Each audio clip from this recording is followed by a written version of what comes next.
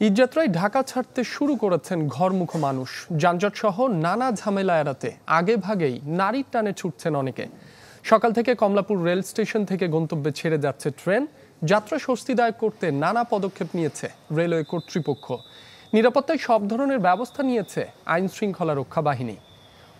Ticket কালোবাজারি ঠেকাতে বাড়ানো হয়েছে গোয়েন্দা নজরদারি।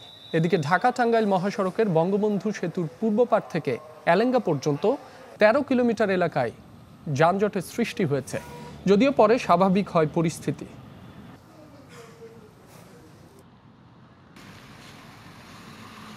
আলহামদুলিল্লাহ ভালো আছে এই পর্যন্ত। এখন বাকিটুকু আল্লাহর ইচ্ছে দেখা যাক কেমন হয়। জার্নিটা শুভ হোক এটাই কামনা করি। দরকারি আমি বাবা মার সাথে আনন্দের সাথে করব, এই জন্য তো যাইতে হবে।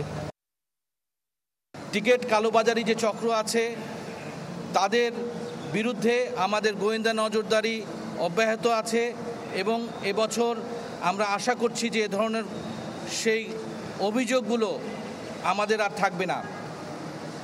আমরা আমাদের নজরদারি এবং আমাদের গোয়েন্দা এবং নজরদারি আমরা বৃদ্ধি করেছি। নগদে ৫০০ টাকা বা তার বেশি পেমেন্টে পেতে পারেন ঢাকায় জমিসহ ২০ কোটি টাকার পুরস্কার। ঈদযাত্রার খবর জানাতে গাজীপুর ও ঢাকা থেকে যুক্ত হচ্ছেন আমাদের সহকর্মীরা। শুরুতে গাজীপুর থেকে যোগ দিচ্ছেন সহকর্মী রফিকুল ইসলাম খান। রফিক, ঈদযাত্রায় যাত্রীদের চাপ কেমন দেখছেন? যানজটের কোনো খবর রয়েছে কিনা? রাব্বি, সকাল থেকে কিন্তু ঢাকা টাঙ্গাইল মহাসড়কের চন্দ্রামুরকে কেন্দ্র করে যাত্রীদের কিছুটা চাপ রয়েছে। যদিও আজকে আংশিক শিল্প কারখানা বন্ধ হয়েছে, বন্ধ হয়ে যাওয়ার পরই কিন্তু মহাসড়কে যাত্রীদের ঢল দেখা যায়। আপনাকে যদি একটু দেখায়, এই মুহূর্তে কিন্তু মহাসড়কে যে গাড়ি রয়েছে, সারি সারি কিন্তু গাড়ি রয়েছে। এই গাড়িগুলো মূলত চন্দ্রা ত্রিমুর পারাপারের অপেক্ষায় রয়েছে। আপনি জানেন যে প্রতি বছরই ঈদ আসলে গাজীপুরের চন্দ্রাকে কেন্দ্র করে দীর্ঘ যানজট। তো আপনি জানেন আগামীকাল এবং আগামী শনিবার কিন্তু গাজীপুরে সমস্ত শিল্প কারখানা বন্ধ হয়ে যাবে। আজকে আংশিক শিল্প কারখানা বন্ধ হয়েছে এবং বন্ধ হওয়ার পরেই কিন্তু আমরা দেখেছি দুপুর থেকে কিন্তু বিপুল সংখ্যক মানুষ এসেছে তাদের গন্তব্যে যাওয়ার জন্য। এবং যে যানবাহন, সেই যানবাহনের সারিও কিন্তু লম্বা হচ্ছে। সময় যত বাড়ছে ততই বাড়ছে, যানবাহনের সারিও কিন্তু লম্বা হচ্ছে। আমরা হাইওয়ে পুলিশের সাথে কথা বলেছি, তারা যেটি বলছেন যাতে করে বড় ধরনের কোনো যানজটের সৃষ্টি না হয় সেজন্য তারা কাজ করে যাচ্ছে। এছাড়া জেলা পুলিশ, মেট্রোপলিটন পুলিশও কিন্তু কাজ করছে। আরেকটি সড়ক রয়েছে আপনার যে ঢাকা ময়মনসিংহ মহাসড়ক। ঢাকা ময়মনসিংহ মহাসড়কে কিন্তু কোথাও কোনো যানজটের খবর আমরা এখনো পাইনি, তবে যান চলাচল করছে স্বাভাবিকের তুলনায় একটু ধীর গতিতে।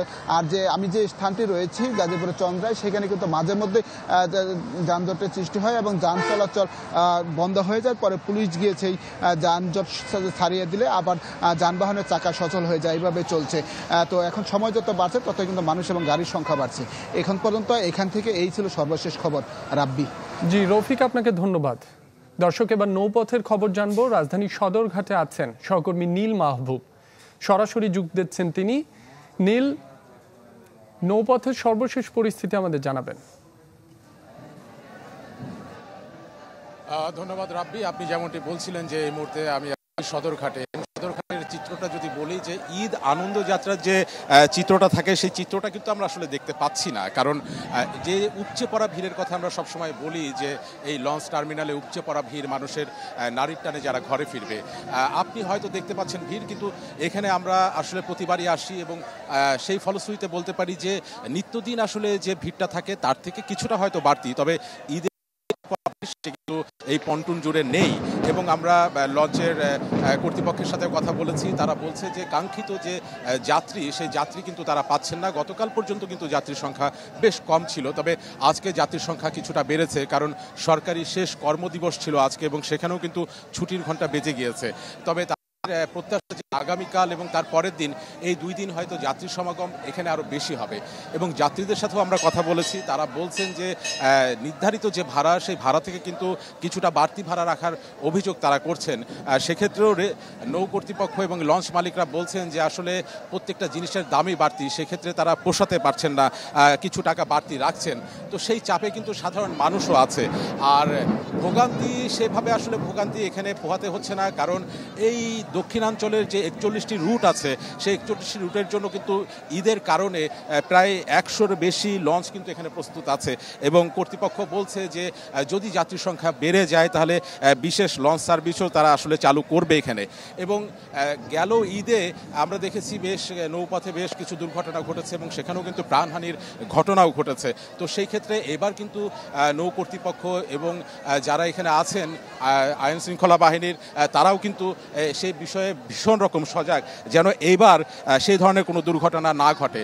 এবং এখান থেকে লঞ্চ নির্ধারিত টাইমেই ছেড়ে যাচ্ছে, তবে কিছু ক্ষেত্রে দেরি হচ্ছে, যাত্রী পূর্ণ না হওয়া পর্যন্ত তারা অপেক্ষা করছে।